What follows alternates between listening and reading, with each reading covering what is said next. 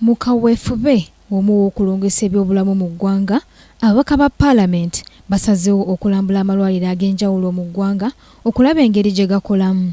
Nga kaweefube ono atandikidde ku ddwaliro ly'e Kawempe eryakazimbibwa okusobola okukendeeza omujjuzo gw'abalwadde abaaleberwa ku ddwaliro ekkulu ery'e Mulago, ng'era abakyala ab'embuto n'abasuubira okuzaala be baakasengulwa okuva mu ddwaliro ly'e Mulago.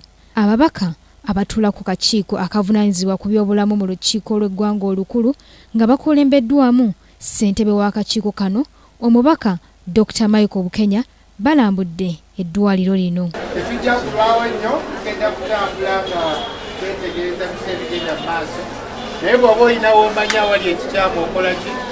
Otubuulirako. Dr. Bukenya agamba engeri eddwaliro lino bwe lyakazimbibwamu basanze okusoomozebwa nti abalwadde bangi nga kyokka n'eddagala ttono, nga kumpi olunaku bafuna abakyala ab'embuto abasukka mu 200, ng'abamu ku bano baba bazze okufuna obujjanjabi nga sinakindi n'okuzaala. Abalwadde bangi nnyo, n'olwekyo ekiba kiddako eddagala lirina okuba tono, kubanga bw'oyogerako n'abasawo batulaze nti abakyala ab'embuto e Mulago balabanga 180, naye kati ng'olwaleero basukka mu 5 be bafunye. Okusinziira ku ssenkulu w'eddwaliro ly'e Mulago Dr. James Baterana Byarugaba, ku ky'omujjuzo gw'abalwadde nga bo abakulira amalwaliro tebasobola kukirwanyisa, kubanga abalwadde bwe baba bazze okunoonya obujjanjabi baba balina okubajjanjaba. Mu kalumu k'abantu 6 mwasanzeemu ng'abakazi nga 6.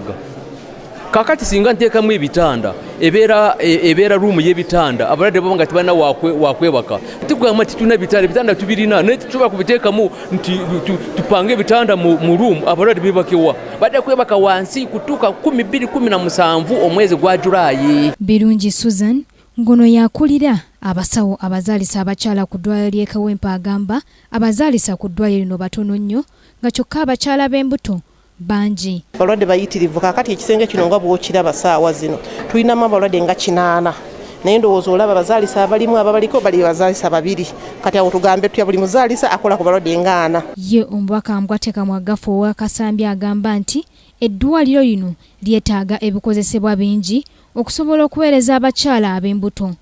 Mbwateka mwagamba eddwaliro ddamba lina sikaani emu ng'ate yakusasulirwa. Nga bw'olabye abantu abangi bwe bati nga mu mwezi basuubira okulaba abalwadde abasukka mu 6, balina ka sikaani kamu, akuuma kamu, era bakuba layini bonna okuyitaawo.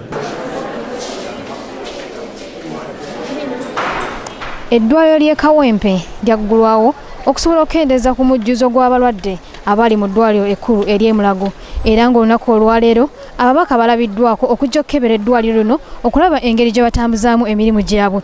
Wabula kye basinze okusanga bagamba nti abasawo batono nnyo, ng'ate abalwadde abajja mu lino eddwaliro buli lukya babeera bangi nnyo. Joanita Mbabazi, Kingdom TV, amalindirire. This is Kingdom TV.